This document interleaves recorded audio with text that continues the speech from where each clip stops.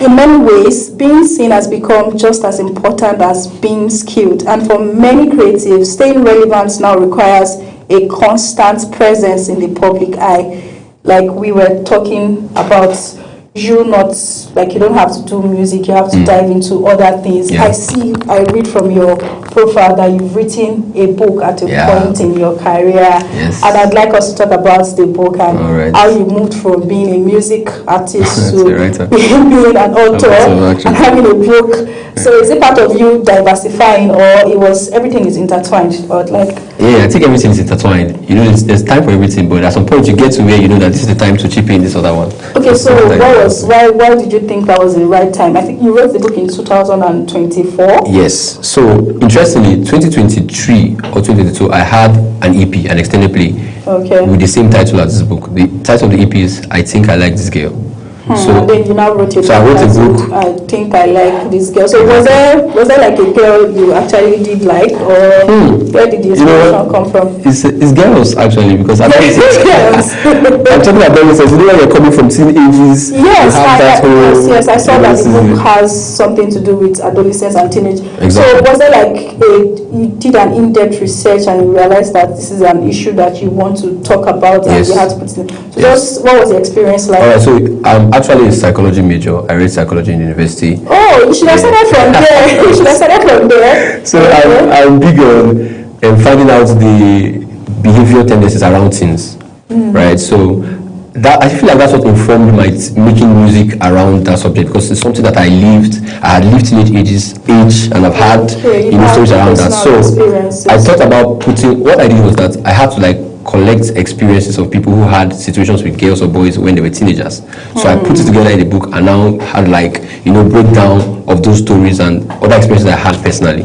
So what informed writing the book majorly was answering the questions that I had as a teenager, so that if you have teenagers who are getting to teenagers right now, they can have an opportunity to be in touch with what's happening with them at the moment, so that they don't look at it, they don't get into the future and feel like they should have made, taking different steps in the direction of their emotions. So that book, has the book lived its purpose? It has. It has. So somehow you would have pushed or tried to sell the book through your platform as a music artist as well, and also as an author too. Yes, I have, and of course I can't lie that I made money from it too. Okay, of course, it's money in publishing the book. And somehow the link between the music and the book, it always works. Like, it keeps the conversation going, because some people are finding the book and they are now hearing that this whole music around it. Some people are finding the music and saying that. Was there a need to chase any clout or validation for you to be able to sell the book? That's an interesting question. Alright, so I don't think I did, but what happened was that I put on my social media that people who had stories around their adolescence should share with me. So it kind of created a buzz. Oh, okay, because more people were sharing. I know it's usually interesting stories. If you think about what happens to you as a teenager with a girl or a boy, it's always fun. Is it that you had like an hashtag, or? Of course, I had an hashtag, yes. I know that hashtags are very key when it comes to creating validation. Yeah, I think it was. I think I like these girl stories, something like that. So it was people were saying about the girls. It was like so that girl was not because I'm a guy, So girls still had the opportunity to say about the guys too. I mean, women always have more interesting stories. Yeah, of course. I would like to read the book, right? Though I'm no longer a teenager, but at least we could use the experience on some other things. Exactly. I like that you do not only do music, but also all-round creative. Yeah. You said you studied psychology in school. Music business also. You also do music business. You've already shared the secrets. I see that contents and thoughts are being planned and. It's interesting to know. At least now I know better. Once I just see, especially on X, it's not really on X now. I mean, you just see people like those fighting themselves. Sometimes these influencers are even in the know. Some of them are friends. They are behind, looking at everything's happening. It's like, hey, these guys are fighting for us. But they are not worried about their names or their. It's attention. They just want to be up there. Tarnished. Nobody worries. They usually say that no publicity is about bad publicity. I don't know if you've heard that. Yes, I've heard so much. I don't know if I believe in it, but it kind of makes sense in the attention economy.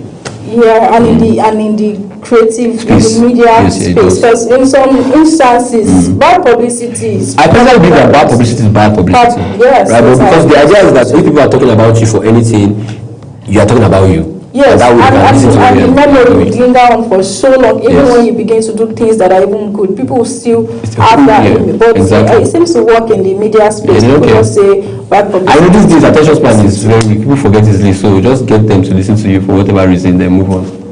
Yeah, at the same time, this growing emphasis on visibility is shaping how creativity is being expressed. There is an increasing pull towards trends, viral movements, and content that would capture immediate attention. While this creates opportunities for exposure, it also raises important questions about authenticity, sustainability, and the long-term value of the creative work in an environment driven by constant engagement. This is because when you just say you want to go viral and do so, there are some people that they already have this tag on social media. There's somebody that is cosplaying as a mad person. That's our content. That's our niche. And then when you now see this person in real life, you expect the person to actually be mad.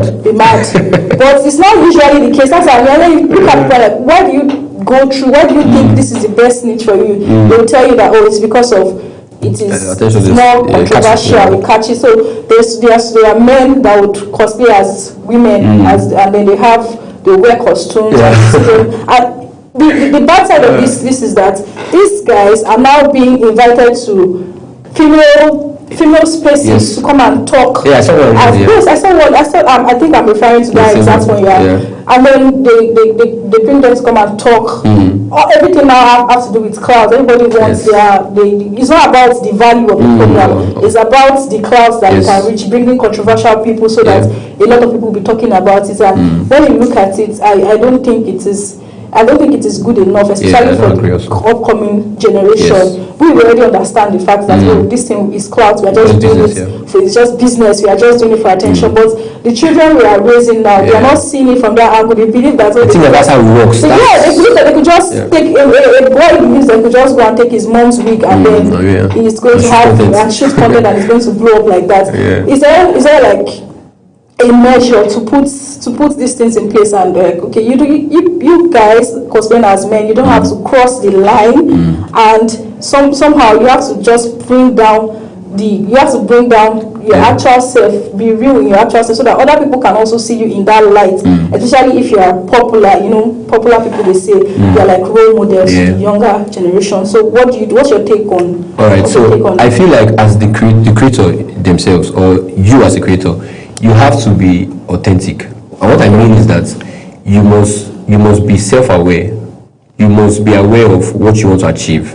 Now, apart from being aware, if you are not a person of value, you cannot be anything else online. After being self-aware and after achieving what you want to achieve, do you stop or you just continue that way because maybe that's path you chose has made you money and you don't want to stop and you just want to continue being like that? Don't you think you're going to lose yourself in the process and as well as mislead other young people coming up? So what I'm actually saying is that the examples you give of people who are communicating like the wrong values to the next generation, there's not so much we can do about them because at the end of the day, social media always everybody can put their stuff out. But I feel like the creators or the creatives who have a sense of value need to be sure what they are doing and put themselves out there so that they can be the ones that I don't want to say they cannot determine how much attention they will get. But if we have top creators being people who are communicating the right values, somehow the next generation will be inspired to want to toe that line. Compared to if we have the most popular people, doing the most weird things. I don't know if this makes sense. So we've been talking about clout and controversy and validation. Then where does talent comes in? Do you think talent alone is still enough to succeed without visibility? I could have the talent and before God at the days, talent, once you have talent, you have everything. But now it just seems like you just have to have a bit of controversial part of you. So do you think talent alone is still enough to succeed? I apologize to talented people. So talented people should also have a bit of controversy for them to be able to. So the thing is that they don't necessarily have to have controversies. But they need to be cautious of the fact that you are talented for people. In this space, you are doing it for people. You are rendering a service. So you have to be concerned about how much this thing you are doing, all this thing that is special, is reaching the people that need it. So this is what leads people to controversy, because they want to get people to see what they are doing. So are we beginning to reward attention much more than the actual creativity? That's what's happening. That's not the way it's supposed to be. But you see, these days when they are giving awards, you hear maybe highest streamer, the most viewed, the most. So it's not about whether the thing is the best. So if you have categories that are awarding people for virality, there's not even a metric to measure who is best, because exactly we don't know the strength. They've not. Things have changed, man. Yeah, like, things have changed. So it's not about the most viewed, most watched, most talked about. So that's why everybody's trying to be the one that they're talking about, because at the end of the day, it's like that's what they're appreciating. So it has a lot to do with the people who are playing, the game players from behind. I think that we need to be cautious about our reward system. If we begin to reward in the direction of talents, yes, we encourage talented people. Awards, like we have the Eddies Award. Exactly, that can focus on talents and not just virality. But regardless, when we talk, to be very sincere, when we talk about rewarding talent, and it still has to go like voting category, it will still have to be validation, visibility, we still have issues about numbers and fans. So I think I just need to say that we cannot go with the idea of numbers and visibility. It's very important. But I don't want to take away talent completely. When something is good, when a creative is good, let us reward. She gets his flowers for she gets his flowers for being good. Because you see some people, some creatives doing really ridiculous things, and they make more money than somebody that is maybe somebody that whose content is around maybe educating children or reading books. Those people don't even get rewarded. But person that is creating really controversial, people are paying more attention to it. So how do you personally stay grounded in an authentic space? How do you stay grounded and authentic, rather? Because the other time you mentioned you have to be authentic in what you're doing. So how do you stay grounded and authentic in a space that you know that constantly demands attention from your own point of view as a creative? All right. So I have a mentor that used to say something to me. He says that if you fall a tree in the forest and people in the city do not hear you, it doesn't change the fact that a tree has fallen. To say that again. That's if you know when they talk about felling trees, like you go to the forest and you get a tree. Tree in the forest. Even if people in the city do not know that a tree has fallen, a tree has actually fallen. And his idea is that that's one of the first ways to approach your talent as a creative. You need to know that what you are doing is something. Yes. If you don't know that personally, you have to validate yourself first. And if you get validation from people and you don't have validation for yourself, it doesn't mean anything. But until you're able to get validation for yourself, then you can start talking about the validation you're getting from outside. But I need to add that after that is done, you need to put in the necessary structures or systems to get yourself out there. But once you are able to do what is required, like what you're supposed to do, at least at the time that your capacity can allow, you are supposed to be satisfied with the fact that you know that your work is great and you have done the job that you need to do. At that point, there's nothing so much you can add to that again, except maybe hoping that God does something great. Because if you're not content at that point, it will lead you to getting to start thinking about the things you can do. You can go out of your way to cause controversies, to do things that will put you in that some music artists even go as far as faking their own deaths. Yeah, somebody did that some time ago. Just so that they could the album we sell or something. It's crazy. It's crazy.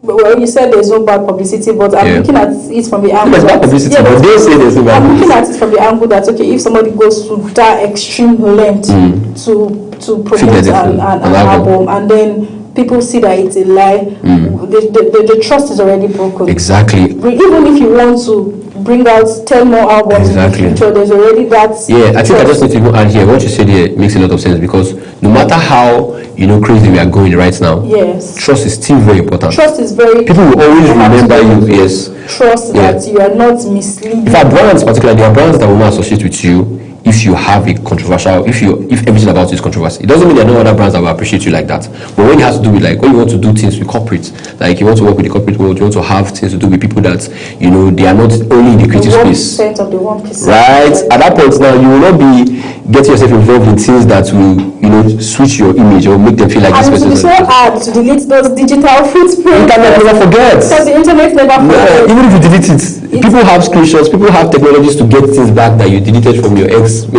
maybe 5 years ago. It's crazy. And then they bring it back. We've had so many. We currently have a thing on the X space where somebody just posts and then people go as far as. It's crazy. Going back, digging. That's something you have forgotten yourself. If you never remember, so I think people that know, if you know that you want to go viral in future, if you know that you have plans to blow, just be wary of the things you post right except now. Except person of value, I don't care.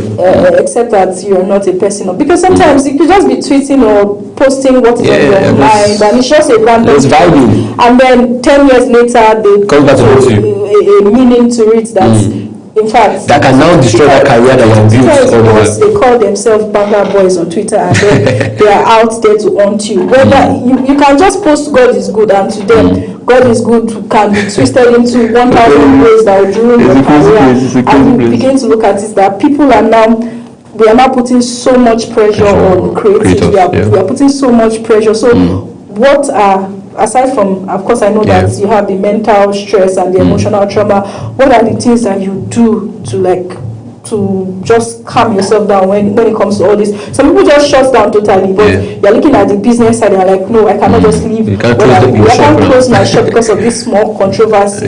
You always have to come back stronger. What are the things that if you find yourself in that situation, what would you do to just navigate the process? So I feel like any wise human being is supposed to have a system of rest.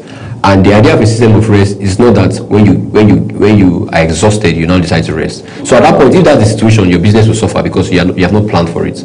But if you have a structure that you know that, okay, I'm creating for the next 3 months. 1 week after that series of creating, I take a break. I come back at the point. So, but you never can tell what will happen between that 3 months of. So taking a break doesn't mean that you're not creating. For instance, if I have like a creative calendar that sets me up to create for a month, if I'm absent in the last week of a month, you may not know that you can schedule posts these days. Yes. You can have, that's what you talked about, having a team. If you have a team, you can be out there and people, you may not be out there and people may think you're out there. So that gives an opportunity to get back into the it also gives you an opportunity to just shut your ears. Exactly. Whatever is happening, you're not even interested. Because real creativity cannot be achieved in so much noise. So you even need it as a creative. Apart from helping your mental health and all that, you need to be in a place where you can actually do that thing that you are trying to always do. So if you keep going, noise, without the pressures from, you may just be stable if you just keep going. So you need to be in a space where you are relaxed and you are thinking about just the creativity rather than thinking about the business, mixing it with the business at that point. Wow, I like that you've reviewed to us that most people have their post schedule, and also which is very important. So regardless of what happens when they are away, they are still having their rest without even thinking. But some people come back and they come back stronger. We've had series of people that would even come back to use that same thing that they were being dragged for they can form a content line, or even use it to sing, and it just continues like that. And people see that creators are strong. They have a thick skin. They can take any insult or any battle thrown at them. So for someone like you, imagine if something like this happens and you're trying to balance. There's also the issue of work-life balance. You're supposed to, you have a life on your own, and you also have to work. And then there's this controversy eating you, and you're like, you don't want one to affect the other, and it just happens. It just becomes like a chaos, and you are just confused. Because I'm sure that you would have had that experience where you don't know if you should show up for your work, or you should just show up for your personal self. Because of course I know that you have a personal life. So how do you think that you would balance, like a proper work-life balance between the work that you do and the person that you are? If you want to go back to psychology, like if you want to go back to school and you want to, I'm a student of psychology today. I am not the 3. I am not the musician. I am not a digital creator. I am a student. And you know that if you are already building fans, you have students that would always want to come to you. And how do you now separate it that, okay, this time around, this is the time for me being a student, this is the time for me being How do you separate? So it kind of goes back to what I just said last. Most times we ask this question when we are really in the moment. So somebody who is thinking or who is planning for the future will know that these are the aspects of my life. So how do I, give space for everything while doing everything? Because I feel like when you decide to separate it and say, oh, this is the season when I'm doing this, it may be challenging at that point, because if you realize that something else is happening while you're focusing on this, you'll be distracted. So I think that the wisdom around it is to find, we're talking about content calendar. You can have a calendar for your life. I feel like you can have a calendar for your life. So everything has to be planned. Structure, yes. Spontaneity. Yes. I think it's structure. Even the things that are planned, you should have structure that gives you an opportunity to do spontaneous things.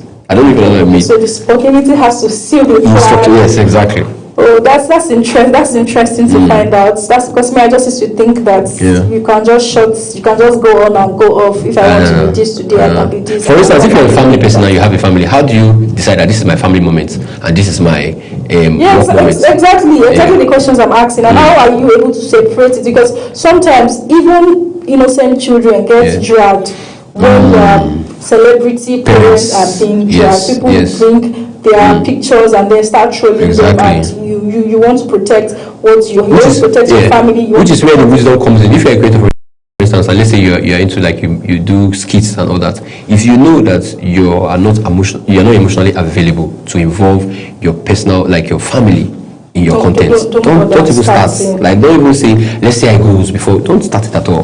Because there are people who are available for you. Some people have some people create family content. Exactly, yes, and that's their niche. But if you're like an artist and one day you showed your kid and it looked nice and people said it, but you saw the pressure that it brought to you, it's just wisdom to say, this is not something that I feel like I can survive with, or so you just step back and make sure that you focus on that part that brings the most. Then you have to choose whether you want to put your family hands away or make the money. That's the mistake most people make. We prefer to choose the money. Yes, that's what we need today. Sad, but that's what it is. Peace that comes with keeping our families away from this situation. So I really enjoy this conversation about clout and validation, because sometimes I'm a creator and I'm like, do I have to look for something to blow, to go viral? Do I have to lie? Do I have to lie on the pressure is popular? Some people even lean on another person's status, and you lean on Clout. One of the major ideas of Clout is proximity, like how you can lean on a bigger creator to enjoy part of the major angles to it. Yes. That's why people take pictures, try to give an idea that they are friends, even when you don't know the person so much. Because you as a celebrity, you could even, or as a creator, you could even take a picture just take a picture with somebody, and then the next thing, the caption that they put in that picture, and you're wondering that really, did this thing happen? You make it look like this is your friend, or you could have like you guys even, and if it's even your friend, that is even good. You could even put an entirely negative caption. That's why that's controversial. That's why you see some celebrities these days, they don't even want to take pictures with random people. It's not because of their being proud. They have learned now, since they've learned from so many experiences whereby somebody will just come and put a misleading caption, and people don't even verify again. Especially in this stage of monetization, everybody just wants to say that's what makes it worse. I think that's what makes it. Monetization makes it worse. It makes it worse because everybody's trying to make money. It's money that is the goal. So anything you need to do to get there. Okay, now that we've talked about money, what does sustainable success looks like for you as an African creative? What do you think that, if you were not doing music, what would you have done to still be able to become successful? That's an interesting question. Yeah. So I think I would have done work around social development, because to me that's what I still do with creativity or doing the digital space. When you say you would have done work around social, that means you're not thinking of doing when I say social I'm answering the question directly, because in fact to a large extent music as it is social development, right? But if we are talking about something that's outside creativity, you know how we have NGOs, how we have people who are into like health development or general social development. So that's something that I'm quite passionate about, and that's where psychology also comes in. I get it. So regardless, you would have still been in a space. I've still been in a space just to become successful, and I'm very sure that in that kind of space you would not need any clout. Hardly. You just need a good name. Yeah, good name. You see, You just need a good name. You just need to have proof of your work that has been recognized. And I was going to say that that's one of the things creators need to pay attention to, because if you are thinking longevity as a creator, it will inform some of the things you want to do now. Because we are thinking about the next 5 years, 10 years, 15 years. How are people going to see you? How are people going to see your work? People going to see you even when you are no longer there. If you start thinking like that, it will start informing some of the moves that you make right now. Because it's not about now. It's not really about. Of course, there are a lot of things about now. But if you think about things in the grand scheme of things, you will know that you need to be thinking future. You need to be thinking next 5 years, 10 years. And longevity has a lot to do with value. Has a lot to do with responsibility. How responsible are you in this space? What are you communicating is as a sense of value? Yeah, thank you so much for this conversation. Attention continues to shape the creative space in powerful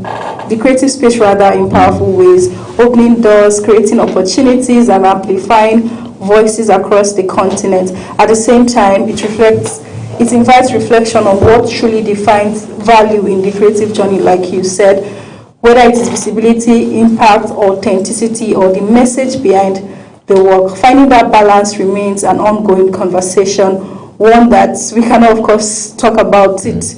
We cannot completely talk about it today. It continues to evolve alongside the industry itself. We've been talking to Day 3, a creative whose music and work spans across spoken word, writing, and we explored clout validation and the taste for media attention amongst African creatives. This is Razep Africa. Thank you for being part of the conversation. See you tomorrow, same time. Thank you for coming. Bless you. Day 3. Yeah. It's been nice. It's been nice having this conversation, and I'm glad that we were able to explore this topic. We'll probably bring you some other time so that we can talk about the business parts. Because we need money, of course. Thank you for joining us. Thank you for having me. Yeah, see you.